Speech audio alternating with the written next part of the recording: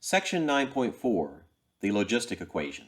In section 9.1, we saw that the differential equation dp over dt equals kp with a positive growth constant k leads to unbounded population growth because solutions were of the form p of t equals p naught e to the kt, and when you have a positive k, then these are growing exponentials, and so the population is tending to infinity as t grows larger and larger. This is unrealistic since any habitat has finite resource limitations, and so populations going to infinity says that this is not an accurate long-term model. Verhulst in 1838 proposed a modified model to take care of this. He said, suppose that the max population that a habitat can support is some number a that we know. Then he said, consider the differential equation, dp over dt, so the rate of change of the population, is directly proportional to the current population times the total amount of growth that's still possible. Notice this is the difference between the current population and the theoretical maximum population. So if we look at this, we can rearrange this in several different ways, but one which is helpful is to factor an a out of this. Then we would have a 1 minus a p over a. If we consolidate this proportionality constant capital K with the maximum value a and call these together little k, then we get the differential equation dp over dt equals little k times p times 1 minus p over a. And this is the Verhulst model, also known as the logistic differential equation or just logistic equation for short. Here, A is called the carrying capacity of the habitat, and it's that theoretical maximum population that the population can never exceed. So to solve for P, we're going to separate variables just as we did before, the P parts from the T parts. Remember, A here is just a number that we know, K is a number that we know. We're going to anti-differentiate both sides. This integral here is an integral by partial fractions. So let's do the preparatory work for that. Let's just take the integrand, which is 1 over P times 1 minus P over A. And let's take that and prepare to do a partial fraction decomposition. Now, if you stare at the factor denominator here, we have a distinct linear factor and a distinct linear factor. So the theory says that we should have two terms. The distinct linear factor should be in the denominator, and then we should get a constant in each numerator. Now, we've already used the letter A. We've already used the letter C is going to be used for our constant of integration sometime. So here, I'll just choose some different letters. I'll call this B1 and B2. And so if we multiply through by the common denominator, here we get a 1. Here we get a B1 times 1 minus P over A. Here we get a B2 times P. I'll use the cover-up method or the value substitution method. We'll just choose P to be 0 here. If we do, then this just becomes a 1 equals B1 times 1 plus a B2 times 0. So we get B1 really quickly. If we make the clever choice P equals A, then here this gives me a 1 minus A over A. So this gives me a 0 for this term, and I get a B2 times A right here. So that's solving this for B2, we get that B2 is 1 over A. So that says that the partial fraction decomposition here is just, we know the form. We have now found that B1 is 1 and B2 is 1 over A. Again, we have several fractions floating around here, so what we can do is just write this as a 1 over A times this, and when we distribute that A, we get this.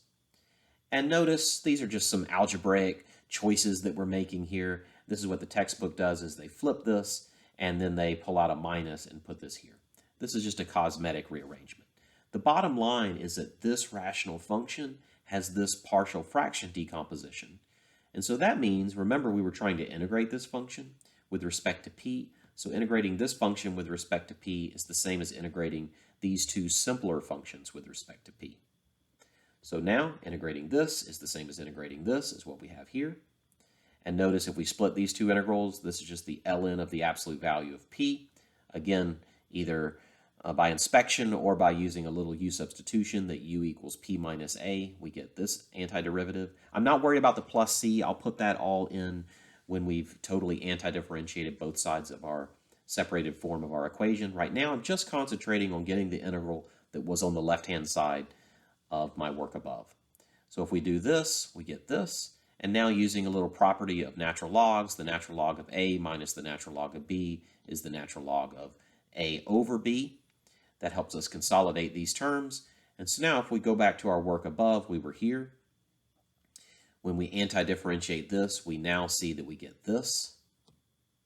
And here if we anti-differentiate this with respect to t, we just get kt plus c. And so now we want to, now we just want to solve for p. And so now if we take a base e exponential on both sides, the ln and the base e exponential undo each other, we get the absolute value of p over p minus a equals this, and we'll split our exponential like we've been doing. We've seen this before. C is an arbitrary constant. Notice up here, when we anti-differentiated, I picked up the plus c on the far right, and I only have one constant of integration. And so now, when we hit both sides with a base e exponential, we get here. And when we have the e and the ln undo each other, we get here. We split this exponential just like we've done before. C is an arbitrary constant, so e to the c is an arbitrary positive constant. We can drop these absolute values as long as we pick up a plus or minus sign.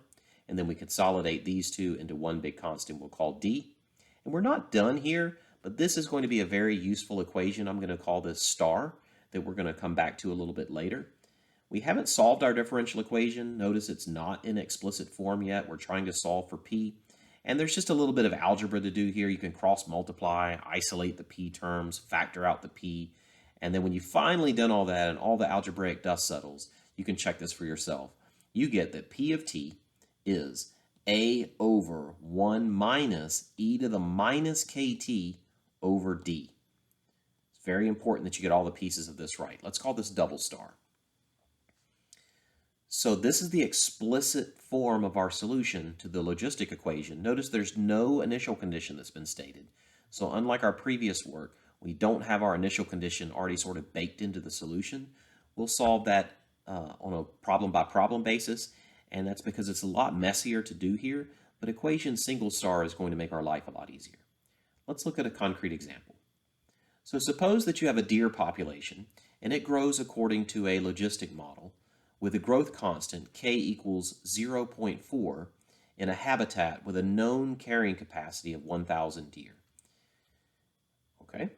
If initially there are 50 deer, find the population at time t, where we're measuring t here in years. And then part B, how long will it take the deer population to reach 500 deer? Okay, so let's just gather our thoughts here. In part A, we know that our growth constant is 0.4. We know that the carrying capacity, capital A, is 1,000. And we also know for part A that our initial condition, P naught, is 50. So let's just gather that together. We know that our model would look like this, our differential equation, not the solution to the differential equation, but the differential equation has this form. And so when we apply these values into this form, we get this. So this is our initial value problem. Now here, thankfully, using equation double star above, we have the recipe for what P looks like. This is definitely something that you should memorize and not have to cook back up from scratch like we did above. So you should know equation double star as the general solution to the logistic equation. So if we come back here, we said, all right, we've written down a logistic equation that looks like this. So the template for the solution looks like this. The things that we need to know to be able to plug into this are we need to know the K and we need to know the A. Well, we do know the K and we know the A, but we do not know the D here. But we can find the constant D by using equation single star. So equation single star just said this. And notice how algebraically convenient this is. We need to know this constant, and this would actually be quite complicated to take P, evaluate this at t equals 0, set this equal to 50, and then solve that resulting equation. So notice that this equation is always true because it was part of our workflow above, and it has to be true at any value of t. This P is really a P of t here and here. So evaluating this at P equals 0, we get a P over, this is really a P naught over a P naught minus A equals D. Our P naught then is, so this is just our P at time 0 is 50. Our A is 1,000. And e to the K times 0 is just 1. So we just get a D on the right-hand side. Notice that very conveniently finds d for us. D is minus 1 over 19. So this is a much more efficient way than trying to just brute force solve for this like we did in our previous initial conditions. All right, so we return back to our solution. We found the value of d here. So let's just put this value of d right back into the form of our solution, and we get p of t is 1,000 over 1 minus e to the minus kt all over the d value. So 1 over, this is a minus 1 over 19, the minus gives us a plus. It's a 1 over 19 on the denominator level, so it becomes a 19 on the numerator level right in here. And we get the solution to this equation as 1,000 over 1 plus 19 e to the minus 0.4 times t. For part B, if you want to know how long it's going to take for the population of deer to reach 500, we just need to take our population function and set it equal to 500. So we want to solve the equation P of t equals 500. When we do that, there's just a little algebra involved here. I would just write this 500 as 500 over 1 and cross multiply. When I do that, then I'll throw the 1 to the other side. I'll divide through by 19. I'll hit both sides with a natural logarithm. I'll divide by negative 0.4, and then we get the t is the ln of 1 over 19, all divided by negative 0.4.